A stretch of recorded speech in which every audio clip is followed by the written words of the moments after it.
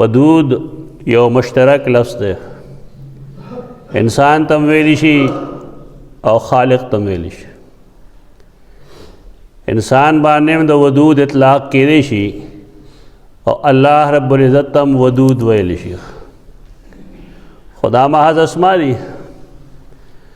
تفصیل دا غي مخکې مونږ کړی دی چې الله کوم اسمائی ناغه پورې خاصی په دې معنی باندې چې هغه شان صفت په مخلوق کې د ټولو صفات سره اشتراک سره متصف دا مخلوق نشي کېدی.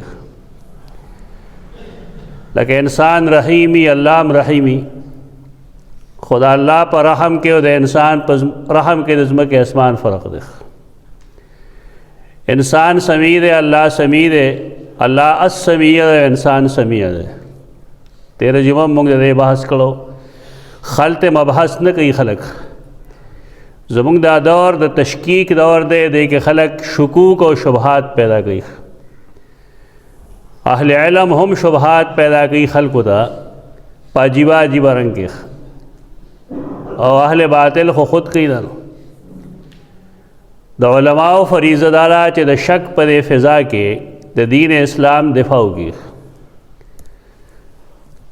بعض خلق لګیایي غوي چې څنګه تاسو شرک وای، تاسو قرآن کې ویلي دي چې الله رحیم دی او رسول الله صلی الله علیه وسلم بارک امراضی چې بالمؤمنین رؤوف الرحیم. دا دوکي دي او افسوس په دې باندې چې د الله کتاب قرآن مجید څوک نه وایي، هغې له ګوتې څوک نه وړي، بس زور صرف دې له ورکړی دی چې فلان کې حافظ صاحب شو، فلان کې په یو شپه کې قرآن ختم کو، دا د حافظانو مدرسه ده. دا زور خو ډېر دی، لیکن د قرآن مفسرین څومره دي، په قرآن باندې پوهه خلق څومره دی په دې مسلمانانو کې.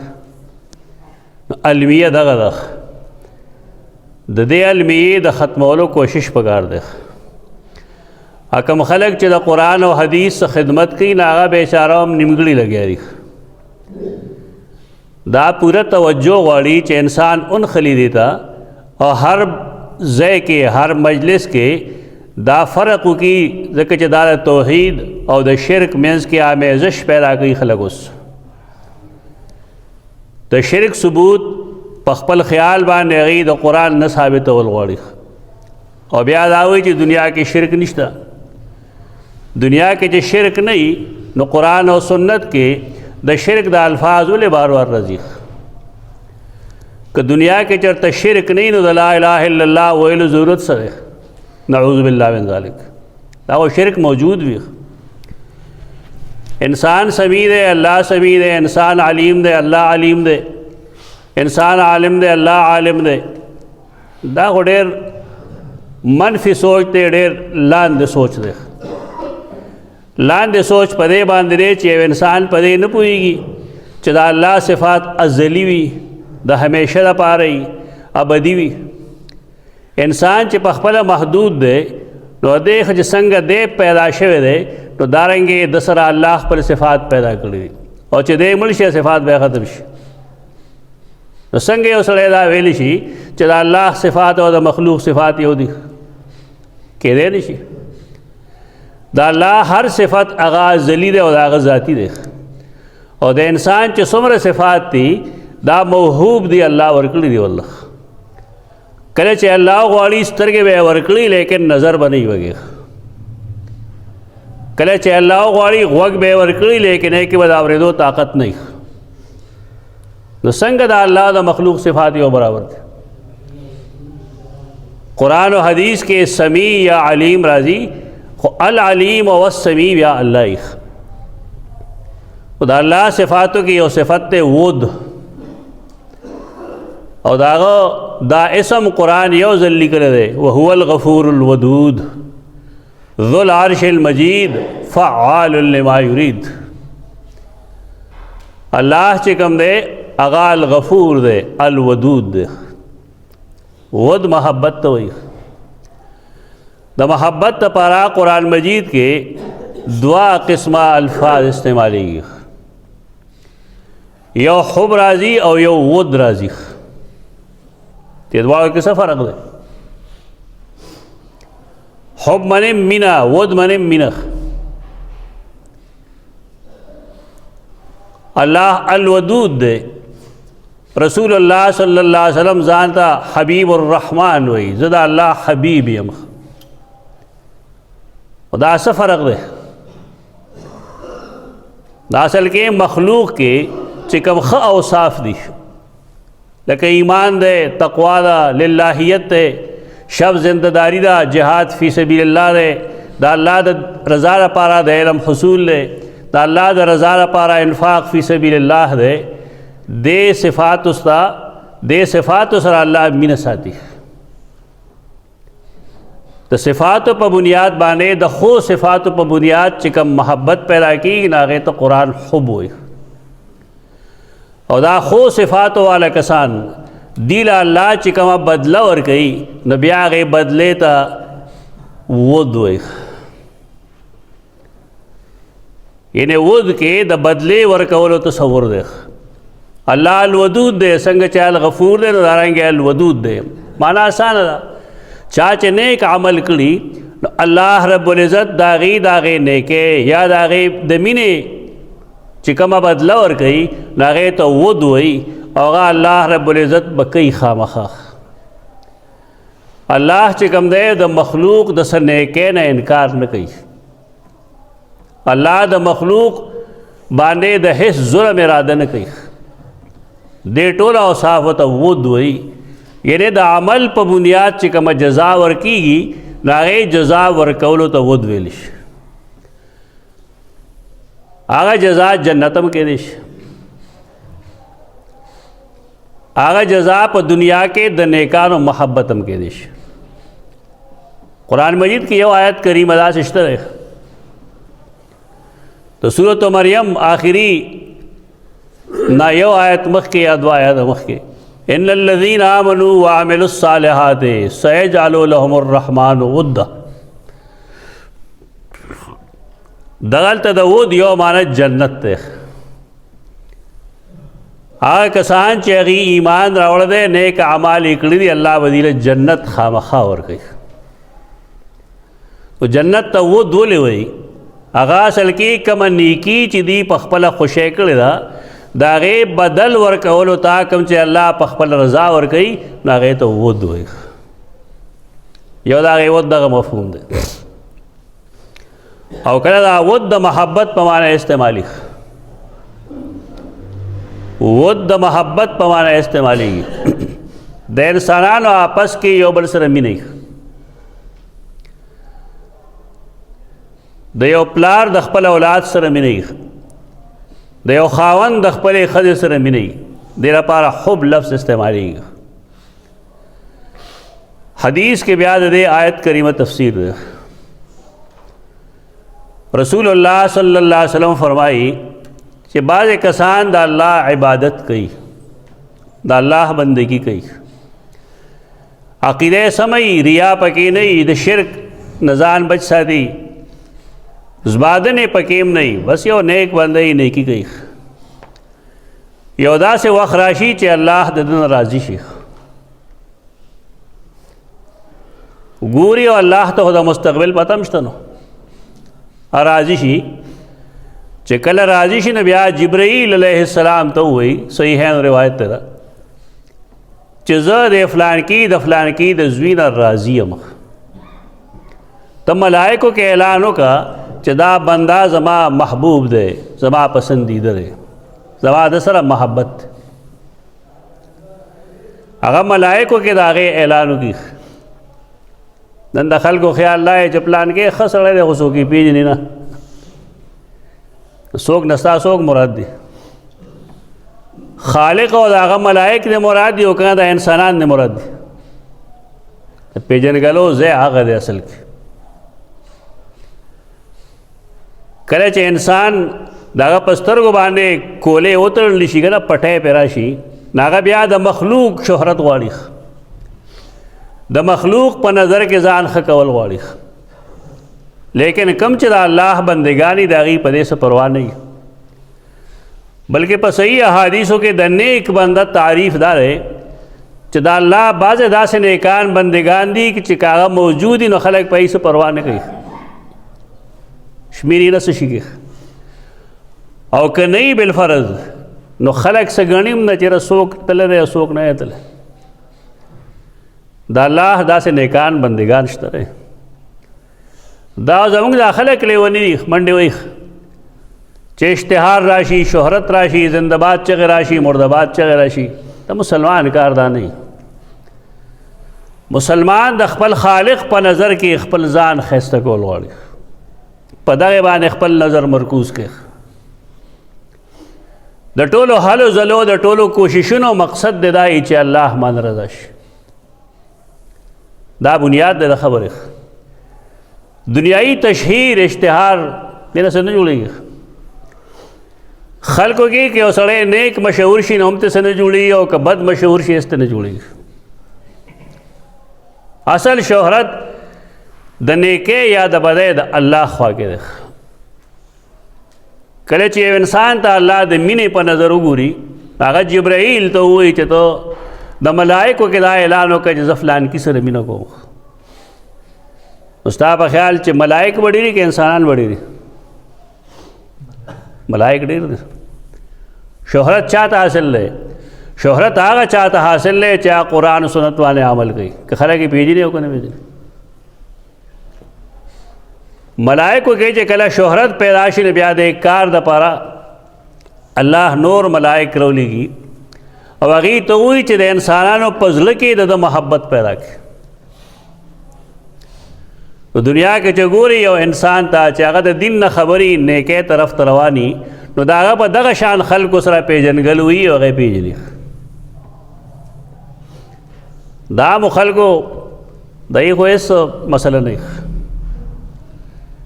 عوامی شهرت یا عوامی مشهورتیا یا د عامو په نظر کې یو څیز ښه کېدل د دې شرعي لحاظ سره هېڅ حیثیت نشته. دا د خلکو یو سوچ ته نصیبه نو ته چا په سوچ څوک پابندي نشي لګولی، الله پې هم پابندي نه لګوي. ته چې هر څه سوچ کوې کوه، الله تعالی یو قاعده درکړې ده، د هغې قاعدې مطابق به ته سوچ کوې، نور تا ته اجازت دی. که ته د کفر سوچ کوې، که د اسلام سوچ کوې، که د اتباع سنت سوچ کوې، که د شرک او د بدعاتو سوچ کوې، کولی گیا. الله څوک مجبوری نه. البته مسلمانان په آخرت باندې عقیده ساتي، و چې کم منفي سوچ دلته د کړی دی د هغې به هلته بدله دی حاصلوي، او که نیک سوچ یې کړی دی، مثبت سوچ یې کړی دی، نو د هغې سوچ به د هغې نیک سوچ به هم درته بدله میلاویږي. نو ما عرض دا کوو چې د انسان شهرت څه مسله نه ده. فلانکی ډېر شهرت لري، اړ شهرت نه لري، څه چلو شو. په دنیا کې د ټول نه ډېر شهرت د چا دی؟ د شیطان. نو شهرت خو ښه شهرت پکار دی، یہ سر لفظ وایه ښه شهرت. بد شهرت خو د شیطان دی. هر مسلمان هر وخت وایي اعوذ بالله من الشیطان الرجیم. او کوم چې د هغې اتباع کوونکي دي نو هغوی هم د شیطان د بعضې کارونو نه او د بعضې هتکړنو نه د بچ کېدو کوشش کوي. او د هغې یو سبب دی، شیطان تو ابلیس وایي که نه، ابلیس ته التباس ته تلویز ته دا دوکې ورکولو ته وایي. ابلیس ایک نمبر دوکه‌باز دی. ابلیس چې کوم ګناه کوي په خلقو باندې نو هغې کې هغه صرف یو تزیین اچولی دی، یو ډول اچولی دی. حدیث کې راځي یو دوه وختو کې دی کې مونځ کول ناروا دي، چې کله نور خیږي او نور پرېوځي. او د هغې باره کې حدیث کې راځي رسول الله صلی الله علیه وسلم فرمایي چې نور راخیږي نو شیطان ولاړي او داسې ښکاري د هغې ذریت ته چې دا نور ګندې د شیطان د ریښکرو منځ کې راخیږي. او دا شوقی هغه خپل ذریت ته چې دا زه راخیږم، تر هغه دوکه ده. او چې کله نور ډوبېږي نو بیا هم دا د دې غروب راځي بین قرنی شیطان د شیطان د ښکرو منځ کې. دا حدیث ته صحیح حدیث ده. وختي خو ما ویل هر وخت مونږ وایو دا چې خلک تشکیک کوي، اوس شک پیدا کوي، و دې حدیث کې شک پیدا کوي. الله شک څنګه دی؟ شک دا دی چې ګوره نور خو هغه څلورم اسمان کې او شیطان بدلته کی د غر د پاسه یا د اوبو د پاسه، نو څنګه د هغه د ښکرو منځ کې دا پرېوځي؟ دا یو اشکال پیدا کوي خلک. وایي اوس خلک نه سوا میډیا باندې خوار سره راځي که دا اعتراض پکې هم راځي چې دا حدیث خو جي د عقل خلاف دی. دا څنګه ممکن ده؟ خو څلورم اسمان کې دی، په ځمکه ولاړ دی. دا خو محاوره غواړي که نه؟ د هرې ژبې محاورې. تاسو چې سپوږمۍ ګورئ روژه کې او چا لیدلی او د دوو سپېدو په منځ کې نه ورته څه وایي؟ یو بل ته څه وایي؟ چاته چې ښایي کوم ځای ته ګوره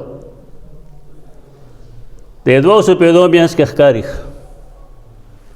نو څه مطلب چې راکوز شوی دلته کې؟ آیا سپوږمۍ دلته راکوزه شوې ده؟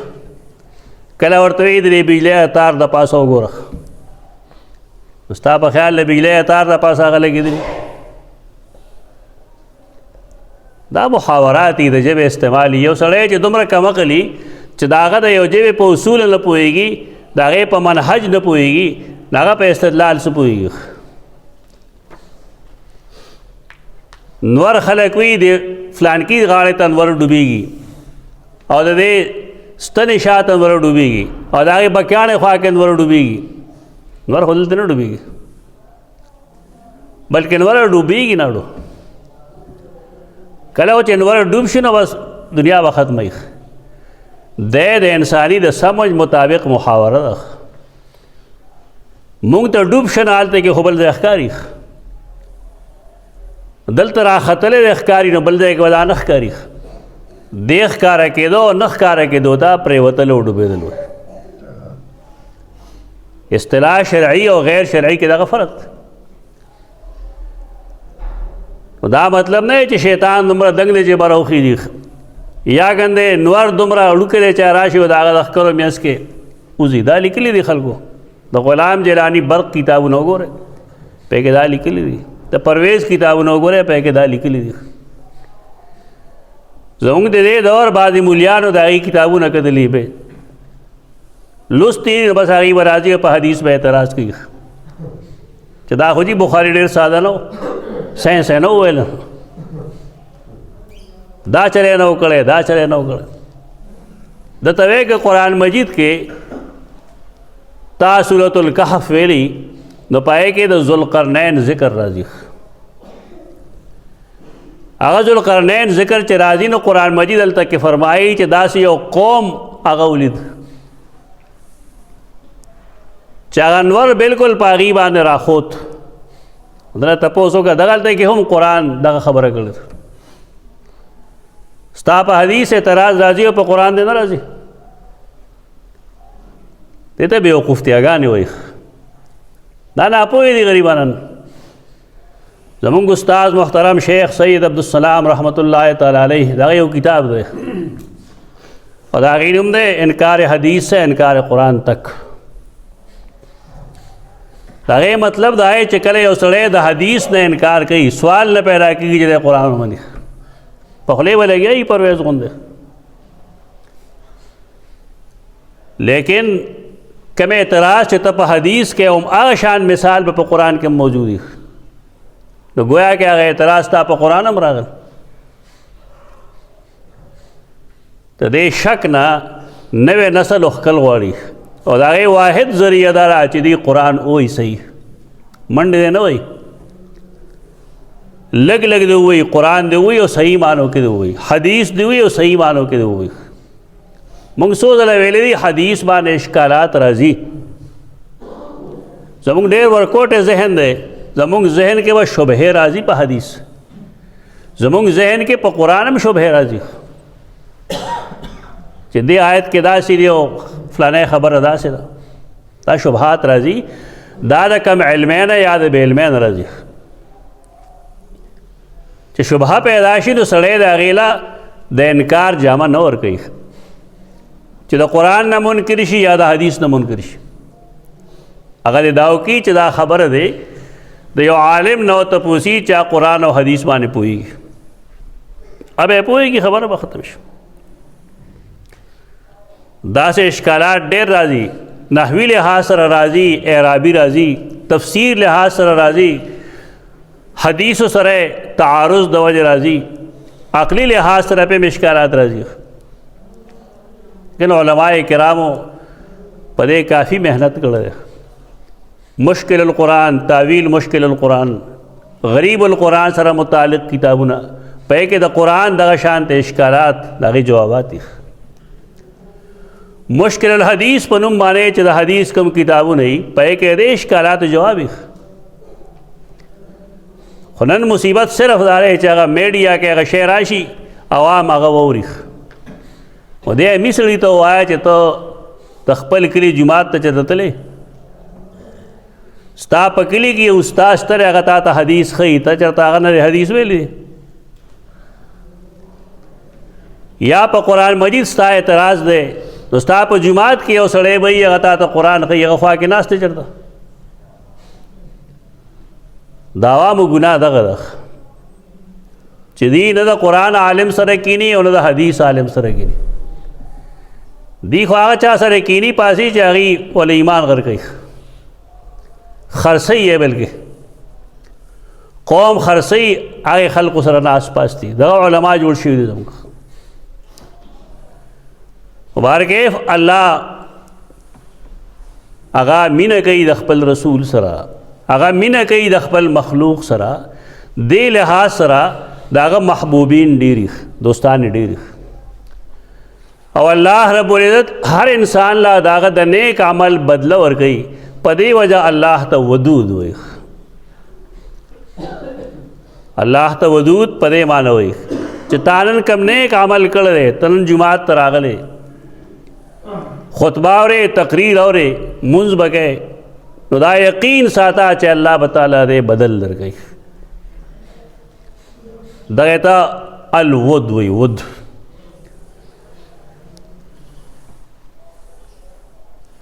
قرآن مجید سورة نوح کې د نوح علیہ السلام د قوم ذکر کوي. د نوح علیہ السلام دا لومړی نبی دی چې د په زمانه کې شرک شروع شو. آدم علیہ السلام نواله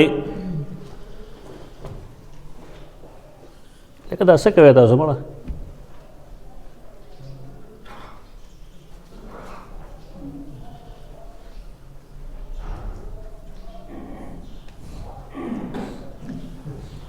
تر نوح علیہ السلام تر زمانے شرک نو موجود، بالکل د شرک درک نه لګېده. هر نبی چې به راته ناوه څه عبادات ښودل، څه آداب به یې ښودل، تهذیب به یې کو، صفائی ستھرائی به یې کوله د خلقو. حدیث کې راځي د صحیح بخاری، عبداللہ ابن عباس فرمایي چې نوح علیہ السلام زمانه کې اول شرک شروع شو. او شرک د کم دی نه شروع شو؟ د شرک ابتدا د قبر خوا کې د تلو راتلو کې د غلو نه کول. غلو منې زیاته. د هر یو څیز یو حد وي، قرآن او سنت هغه مقرر کړي چې دا به دې نه بره کیم نه ښکته کیم هم نه. لکه قرآن مجید د پلار او مور ذکر کړی دی، د هغې د حقوقو ذکر هم کړی دی، د هغې د اتباع د خبرې منلو ذکر هم کړی دی، د هغې وجې هم ښودلی دي چې تکلیف یې کړی دی. خاص کر مور خو ډېر تکلیف تېر کړی دی. لیکن دا دواړه وین جاهدا، که دا پلار او مور کوشش کوي پتا باندې په دې خبره چې ان تشرک ما لیس لک به علم فلا تطعهما، کدا پلار او مور پتا کوشش کوي چې ته شرک وکې اتباع به کې، خو کدا پلار او مور تا مجبوره کی پدې چې الله سره شرک وکا فلا تطعهما، نو د هغې دا خبره به نه منې. دې ته حد بندي وایي. اوس خو د خلکو خیال دی چې پلار مور ته هر څه وایي نو بس منع، لیکن قرآن موږ له قاعده راکړې ده او رسول الله صلی الله علیه وسلم هغه څه صحابه کرام لیږلي وو، یو کس یې په هغې باندې امیر کړو. هغه امیر صاحب پته نه لګي ذهن له سره رالل، نو اور یې بل کا مرګ ورته یې د ټوپ کې هغې ورته ویل چې موږ خو د اور نه را تښتېدلي وو رسول الله صلی الله علیه وسلم خواله، ته بیا اوس مونږ اور ته ورټومبې، دا خبره مونږ نه منو. ډېر خفه شو، هغه معرکه چې سر شوارال نو شکایت یې وکړ رسول الله صلی الله علیه وسلم ته چې دې زما خبره نه منله. رسول الله صلی الله علیه وسلم تپوس وکړ، هغې ورته حل وویل چې ده خو مونږ ته ویل اور ته ودانګې. اوس هم ډېر خلک به تا ته مقابله کوي چې راځه اور بلو ته رښتینی که زه رښتینی وه، دواړه دې ته دانګو. دا شرطونه مرطونه اسلامي نه دي، دا غیر اسلامي شرطونه دي. ته خپل اسلام وپېژنه. اور ته خو چې هر څوک ورځی نه به سوځي. دا خو ابراهیم علیه السلام و چې قلنا یا نار کوني بردا وسلاما علی ابراهیم، ته به سوځې. دې کې د رښتینوالي او دروغجنوالي خبره نشته، اور هر څوک سوځي. ته قرآن مجید یو پاڼه اور ته وغورځوې سوځي که نه سوځي؟ نو څه مطلب دی؟ الله کلام نه دی؟ د خلکو دماغ خراب شوي دي. د حقانیت او د نه حقانیت دلیل دا دی چې اور ته به دانګو، دانګه ورته کولی به شي، اور سوځول گئی. رسول اللہ صلی اللہ علیہ وسلم آگے موقع کے فرمایا لا طاعت لمخلوق فی معصیت الخالق. خالق تا چې کم سیز گناہ کاری یا هغه یو سیز ته گناہ ویل دی، د هغې په کولو کې د مخلوق اتباع به نه وي. که تا د پلار مور څه ووایي چې دا چل داسې وکړه او د ګناه یي، په دې کې اطاعت د هغې نشته. اوس که یو سړی داسې وکړي چې د هغه د الله حکم یا د رسول حکم د هغه په نظر کې نه وي، پلار یا استاد یا بل یو داسې خبره وکړه چې هغه د شریعت خلاف ده او دی هغه وکړي ځکه چې ما ته پلار ویلي یا مور مې ویلي، دې ته غلو وایي. دا غلو ده فی الدین. دا د پلار حق او د انسان حق هغه یې پرېښود، هغه له د الله او د هغه د رسول درجه ورکړه. غیر مشروط خبره وه د الله او د رسول منلی شي، دې ته غلو وایي. یو څیز د حد نه پورته کول. د قبر زیارت کول سنت عمل ده، لیکن که یو سړی لړ شي او هلته کې چیله شي یو ورځ دوه ورځې درې ورځې، دا غلو ده. د دې نتیجه به صحیح کومه چې قوم د نوح علیه السلام کې شروع شوی و. غلو اسې الله او رسول نه بندوي، د هغې وجه یې دا یې خلقو دا غلو شروع کړه. هلته کې به پراته وو، سار به لاړل ماسخوتن به راتلل. بس شیطان خو ځای وموندو، نا ورته ویل تاسو له تصویرونه جوړوم، نو د نیکانو تصاویر یې جوړ کړه. بار مرض ہے باد و بارانی مقبرے تا غرمئی گرمی یو سی بل سی پدا کورو در ویزان دگا دیتا گورے را گورے مینوم ماتی دا چلغی شورو کو مشران چی ملشو نبی کشران تا ذہن کے دا واچول چستاسو مشرانو با دا دی پا وسیلہ دعا وقتا دا دی عبادت پہ گو دی طریقی سرا ود سوا یغوس یعوق نصر دا چکم دے معبودین شو. دا ماتا دا کسے نہ رکڑے، دا صحیح بخاری حدیث تے چہ دا شورو شوے دا قبر نہ دا او انتہائی سشو شرک. ولی نن دا سے نہ دیسو، نن ہم دا غتی دا اولیاء کرام مزارات سرا سمر خلق دے چاگی علتا پا سجدہ پراتی دی. اس کو میڈیا کے ارسخ کاری جوندو تا سجدے لگئی، مڑو تا سجدے لگئی. دا غلو شوه په دین کې په مینه کې دا محبت کې غلو شوه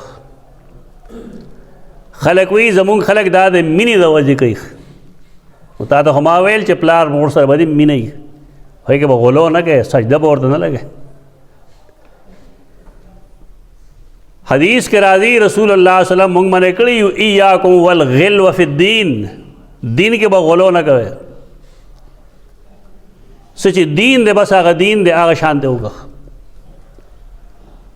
دا غلوه شروع شوه د هغې غلوې نتیجې دا شوه چې نوح علیه السلام اگر چې راغی هغې ته لیکن هغې وویل قالو لا تذرن ودا ولا سواعا ویعوق ویغوس ویعوق ونسرا ود مه پرېږدی ود دا د هغې د مینې خدای و اوس هم شته داسې خلک د مینې تعویضونه عام وي خلک یې بلا پیسې پې ورکوي د چا هغه چلېږي د چا هغه نه چلېږي 50,000 50,000 روپۍ به خلک ورکوي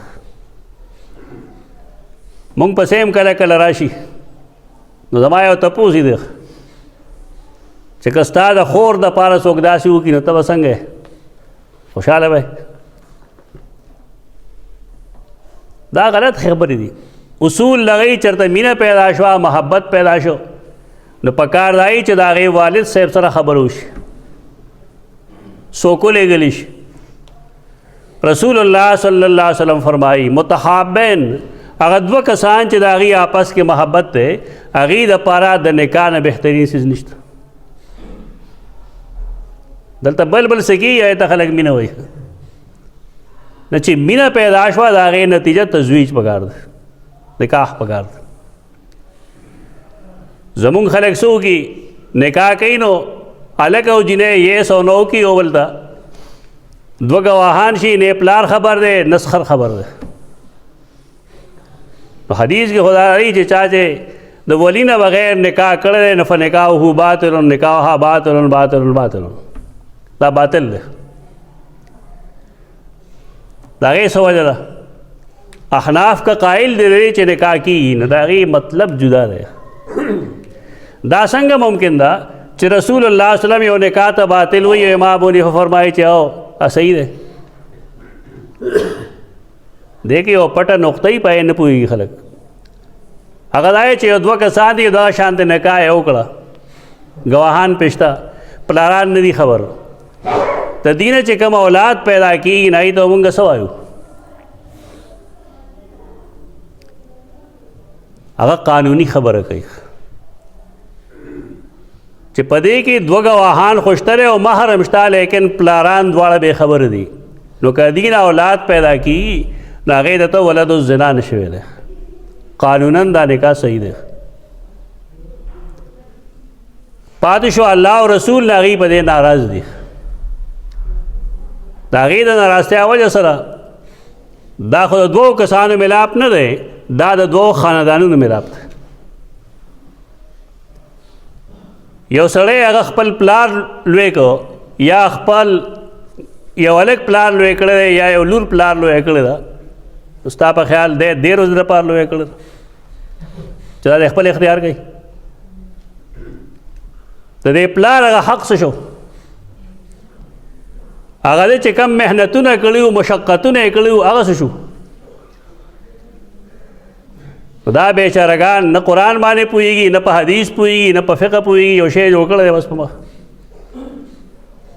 دا نکاح شرعاً باطل په دې وجه دی چې الله او رسول په دې ناراض دي حکومت له پکار دي قاضي له پکار دا فسخ کی نکاح دا ختم کی قانوني حیثیت د دې دغه دی دا نه چې نکاح وشو بس ټیک د دوه ګواهان پېشته دی ګواهان پېشته لیکن شرعاً دا څیز غلط دی کله چې پلاران دواړه بې خبره دي دا د هغې حق دی بنیادي نو بار کې حود محبت یو خو د هغې دغه مفهوم و کوم چې مونږ وویل چې کله رسول الله صلی الله علیه وسلم فرمایي الله راضي شي د خلکو په زړه کې د هغه مینه پیدا کړي او خلق نه مراد نیکان خلق دی ناکاره خلک ما سره خو مینه نه شي کولی داسې خلک وایي چې ته به زه ازغی ښکارم د هغې سترګو کې ولې مونږ خو امر بالمعروف کو نهي عن المنکر کو. ډېر خلک به داسې وي چې هغوی به وایي چې دا خوله خاموش کېدل پکار دی. الناس نه مراد نیکان خلق دی. د بدانو خلک خو بد خلک خوښي. هر سړی د خپل ځان په شان سړی ګوري. یو سړی چې ناکاره دی د هغه سم سړي سره مینه نه وي، د هغه ناکاره سړي سره مینه وي. او کله ود هغه جنت ته وي. کم هغه خلک چې هغوی ایمان راوړی او نیک اعمال یې کړي دي، نو الله یې لوس کوي سیجعل لهم الرحمن ودا. رحمان به خامخا دوی له ود ورکوي، د مینې ځای ورکوي. دغلته کې څه ود دی، څه مطلب دی، په دې به انشاءالله آینده جمعه خبرې وکړو.